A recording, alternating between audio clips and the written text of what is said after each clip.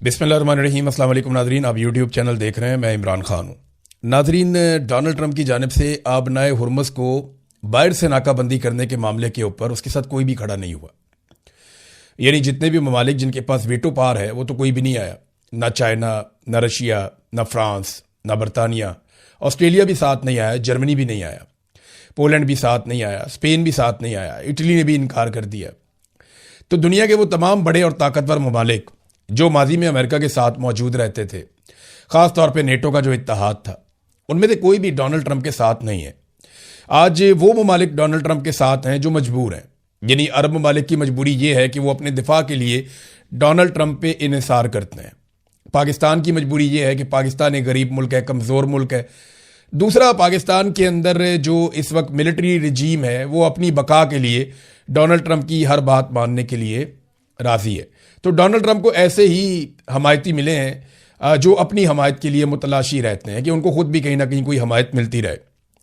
तो तमाम बड़े ममालिक डोनाल्ड ट्रंप का साथ छोड़ गए इस मामले में। नेतन्याहू ने बहरहाल एक स्टेटमेंट दिया है और डोनाल्ड ट्रंप की नाकाबंदी की हमायत की है। जो अमरीकी फोर्सेज हैं उनका यह दावा है कि ये जो नाकाबंदी की जा रही है इससे हम माशी दबाव बनाएंगे ईरान के ऊपर। सवाल यह है कि ईरान पे माशी दबाव बनेगा या अरब ममालिक के ऊपर माशी दबाव बनेगा या बाकी दुनिया के ऊपर माशी दबाव बनेगा।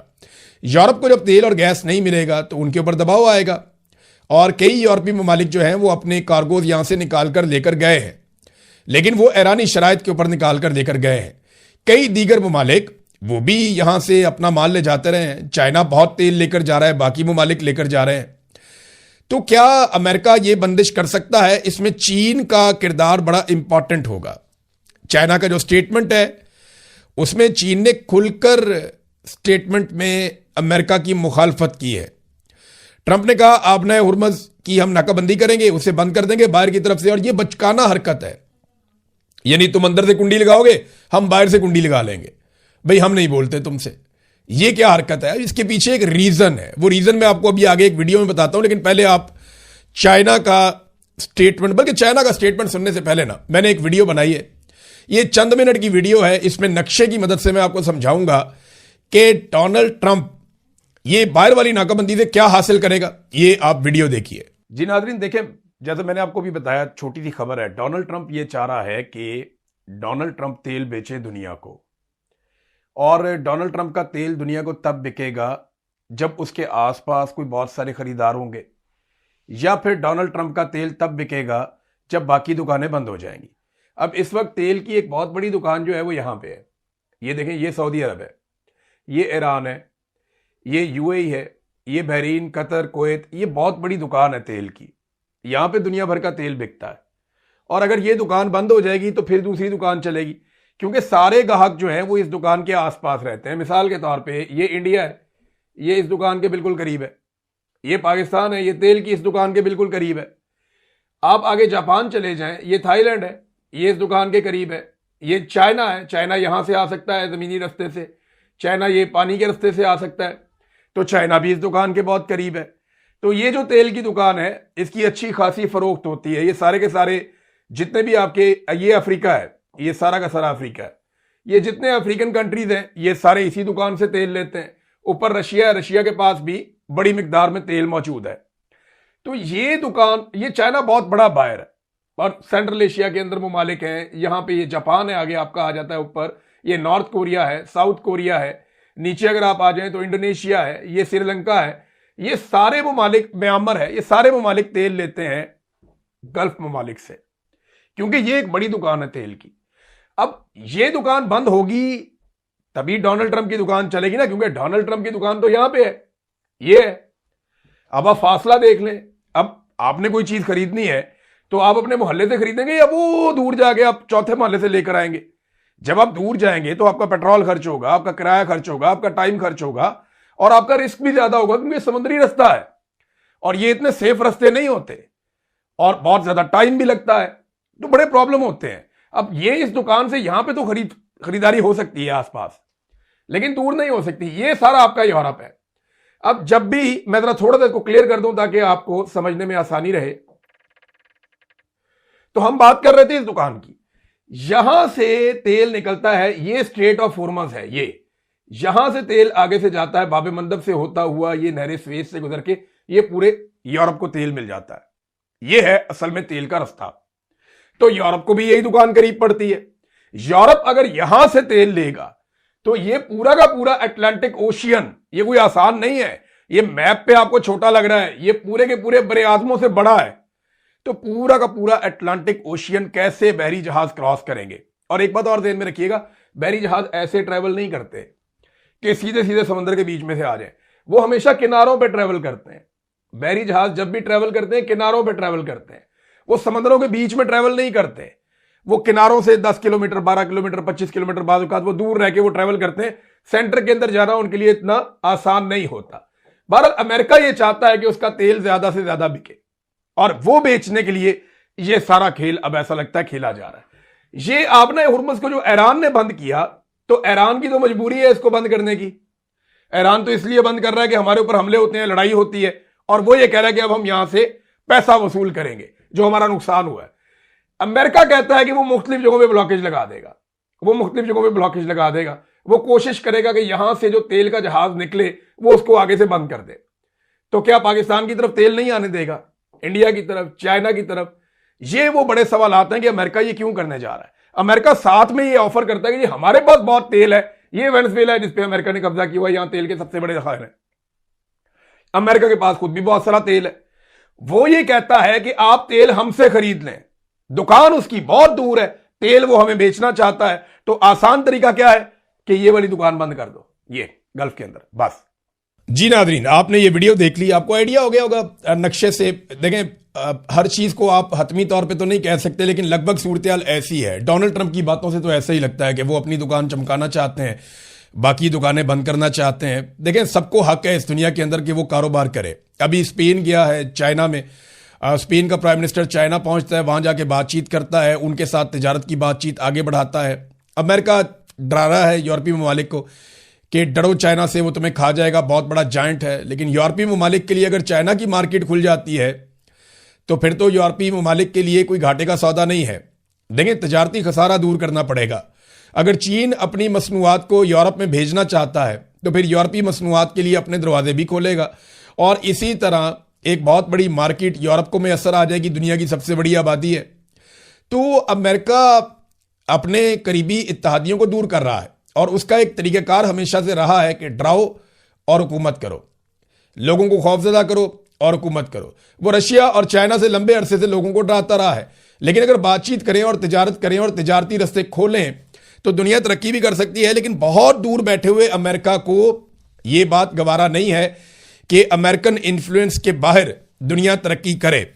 अब चीनी वज़ीर दिफा जो हैं, उन्होंने स्टेटमेंट दिया अमेरिका को खबरदार करते हुए कि चीन के ईरान से तिजारती और तवानाई के मुआहदे हैं, चीन इन मुआहदों का एहतराम करेगा और दूसरों से भी तवक्को करता है कि वो हमारे मामलात में दखल अंदाजी ना करें। एडमिरल डोंग जुन, ये वज़ीर दिफा हैं चाइना के, उन्होंने कहा कि आबनाए हुर्मुज़ ईरान कंट्रोल करता है और वो हमारे लिए खुली है। चीन के बहरी जहाज आबनाए हुर्मुज़ से गुजर रहे हैं। चीनी वज़ारत ख़ारजा ने स्टेटमेंट दिया कि अहम आबी रस्ते को महफूज, मुस्तहकम और बिला रुकावट रखना बैनुल अक़वामी बरादरी के मुश्तरका मफाद में है। चीन तवानाई के तहफ़्फ़ुज़ और फराहमी के लिए तमाम फ़रीक़ैन के साथ काम करने के लिए तैयार है। इस्लामाबाद में मुज़ाकरात का आगाज़ सूरत हाल बेहतर बनाने की जानिब एक कदम है। उम्मीद है फ़रीक़ैन जंगबंदी की पासदारी करेंगे। बरतानिया और ऑस्ट्रेलिया ने भी आबनाए हुर्मुज़ की नाकाबंदी की मुखालफत की है, जबकि तुर्की और जापान ने तनाज़े को सफारतकारी से हल करने का मशवरा दिया। ये खबर मैं आपको पढ़ के सुना रहा था, लेकिन मामला यह है कि चाइना ने कैटेगोरिकली कह दिया कि हमारे जहाज़ तो ना रोकना भैया, अगर हमारे जहाज़ रोकोगे तो हम रिएक्ट करेंगे।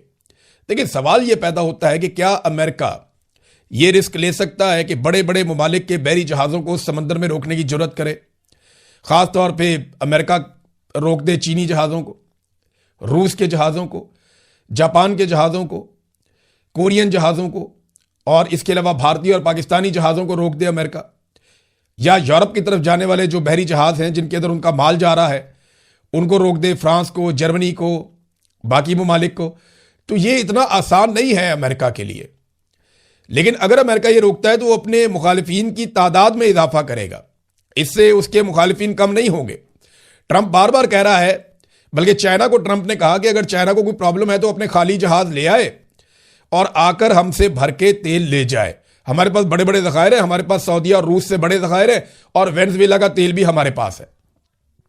अब आपको समझ आ रही है कि डोनाल्ड ट्रंप ने यह सारा खेल खेला कैसे। तो अरब ममालिक को क्या मिला? सबसे बड़ा सवाल यह है, अरब ममालिक का तो भट्टा ही बैठ गया ना। फिर भाई तेल बिकेगा अमेरिका का, अरब ममालिक ने पैसा दिया अपनी हिफाजत के लिए अमेरिका को, अमेरिका ने उसी पैसे को इस्तेमाल करते हुए इसराइल की हिफाजत की, और अरबों की हिफाजत का वक्त आया तो अरबों के गिले शिकवे बीच में रह गए। आज अरबों का तेल बंद है और अमेरिका कहता है आओ हमारा तेल खरीद लो। यहां से भी पैसा ले लिया, वहां से भी पैसा ले लिया, इसराइल को भी राजी कर दिया, अपना तेल बेचने के लिए मार्केट भी कर लिया कि हमारा तेल अब आप खरीद लीजिए।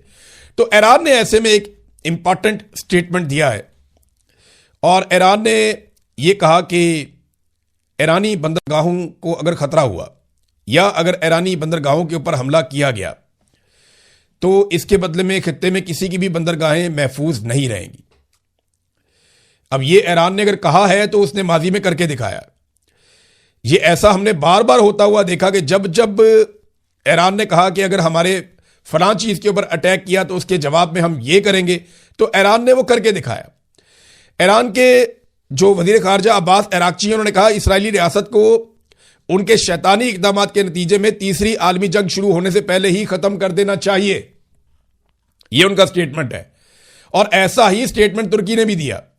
कई यूरोपीय ममालिक यह कहना शुरू हो गए हैं कि जनाब हमें तो बहुत सारी चीजें अलग किस्म की बताई जाती थी, लेकिन जो आज हम होता हुआ देख रहे हैं गाजा में, लबनान में, ईरान में, और जिस तरह आबना हुर्मुज़ को बंद कर दिया गया है और जिस तरीके से पूरे खित्ते को आग में झोंक दिया गया है, अब जैसे डोनाल्ड ट्रंप कह रहा है कि वो बाहर से बंद कर देगा कि तुम अंदर से कुंडी लगाओ, हम बाहर से कुंडी लगा लेंगे।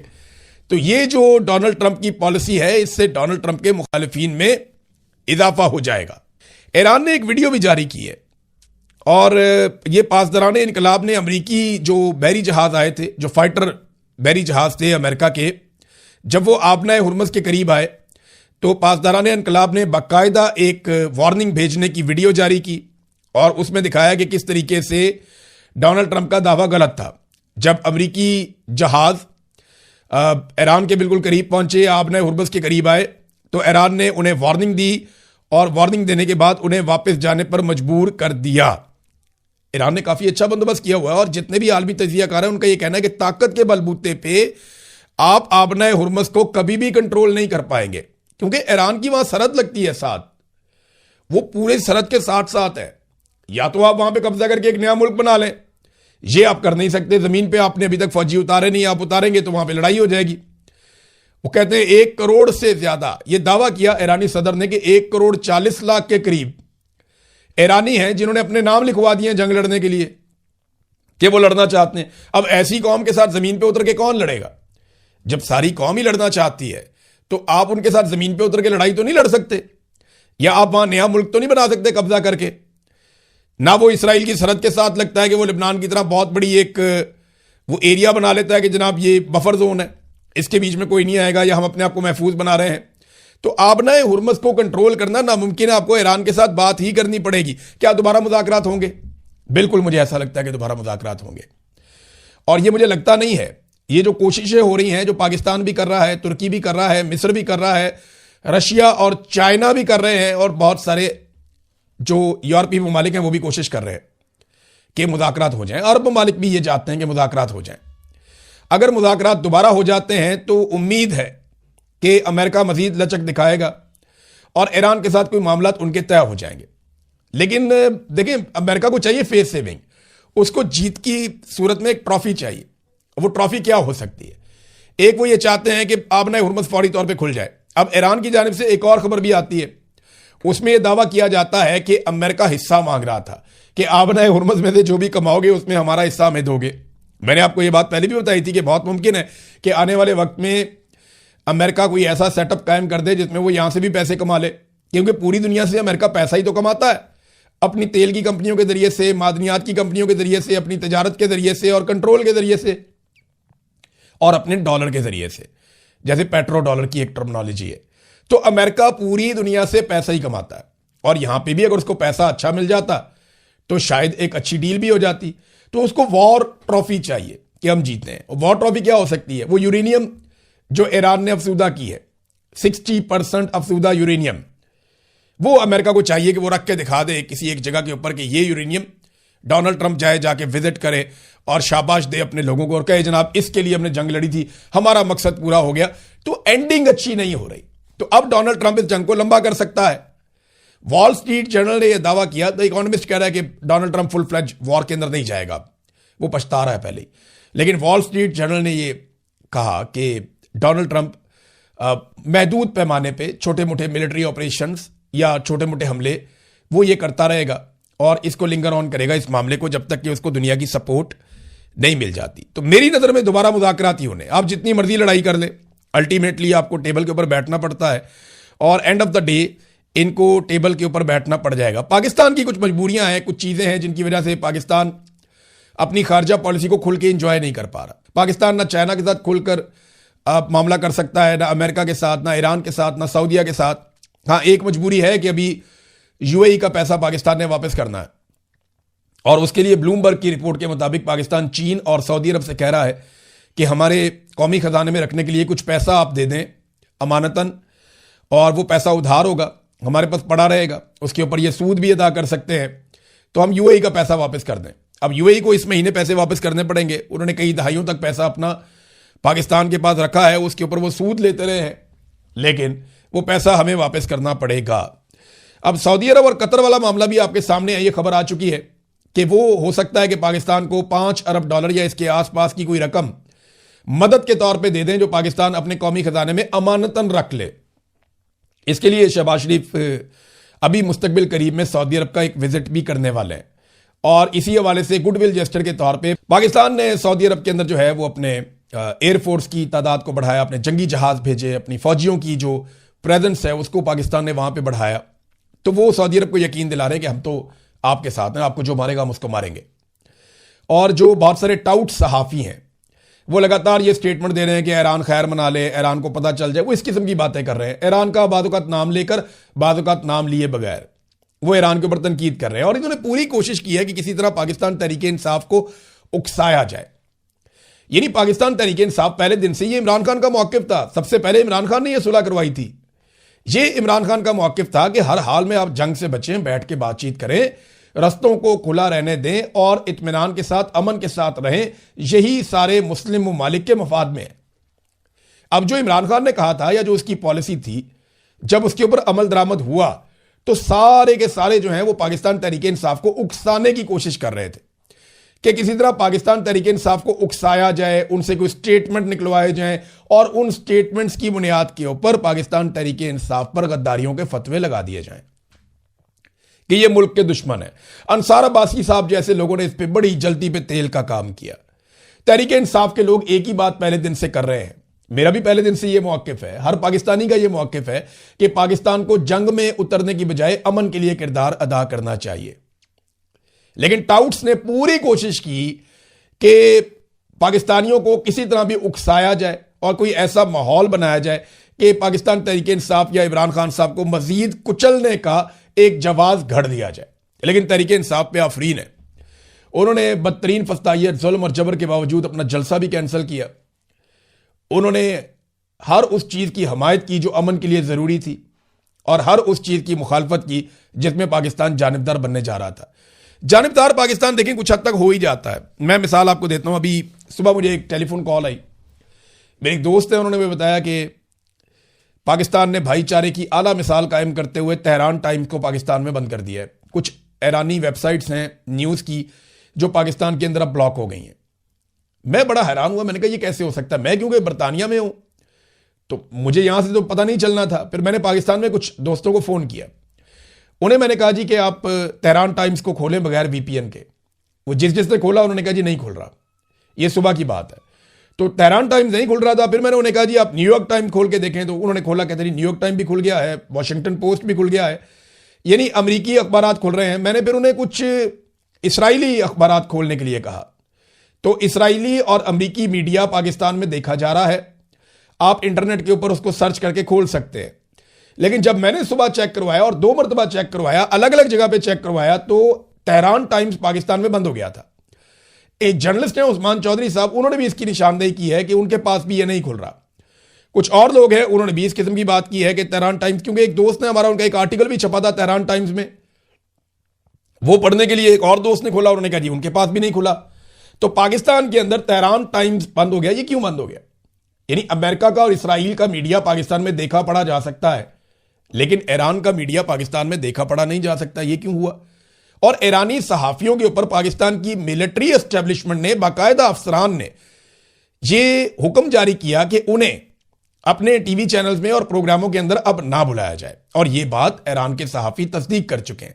जब मैंने ये खबर दी तो इन्होंने बहुत छलांगे मारी, लेकिन बाद में इसकी तस्दीक भी आ गई। तो नाज़रीन, हम चीज़ों के ऊपर नजर रखेंगे, आपके साथ शेयर करते रहेंगे। अब तक के लिए इतना ही। अपना ख्याल रखिएगा, अपने चैनल का भी। अल्लाह हाफिज़।